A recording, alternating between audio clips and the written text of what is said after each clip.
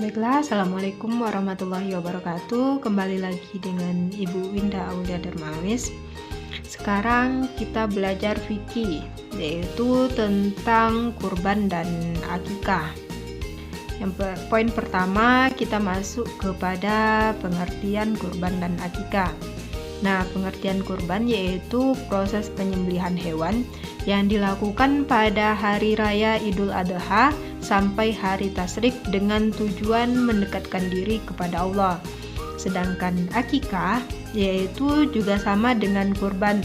Bedanya pada akikah penyembelihan hewan dilakukan pada hari ke-7, 14 dan 21 setelah kelahiran anak sebagai ungkapan rasa syukur dari kedua orang tua kepada Allah karena telah dikaruniainya anak.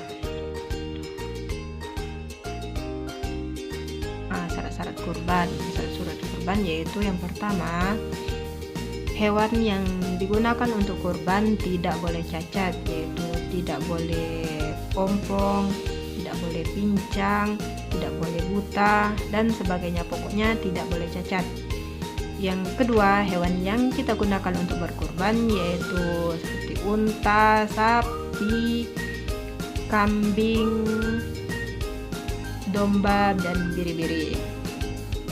Ketentuannya yaitu kalau unta berumur 6 tahun, kalau sapi berumur 3 tahun, sedangkan domba atau biri-biri berumur 2 tahun.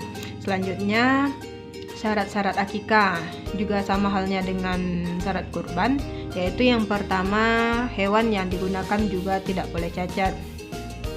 Hewan disembelih pada hari ke-7, 14 dan 21.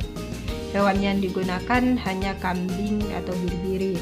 Dan ketentuannya yang ketiga yaitu untuk anak laki-laki hewan akikahnya hanya 2, sedangkan untuk anak perempuan hanya 1 ekor. Waktu pelaksanaan kurban dan akikah. Pelaksanaan kurban hanya boleh dilaksanakan pada bulan Zulhijjah, yaitu setelah selesai dilaksanakannya sholat Id sampai berakhirnya hari tasyrik, yaitu tanggal 11, 12 dan 13 Zulhijjah.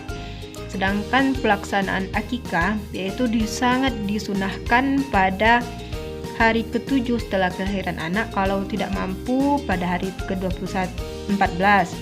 Nah, kalau tidak mampu lagi pada hari ke-21. Nah, jika pada hari ke-21 masih tidak mampu, maka boleh dilaksanakan kapan saja setelah kedua orang tuanya mampu untuk melaksanakan akikah tersebut. Yang keempat yaitu hikmah korban. Ada banyak hikmah yang kita dapatkan setelah kita melaksanakan kurban, yaitu yang pertama, menambah rasa syukur kita kepada Allah. Yang kedua, menambah keimanan kita kepada Allah.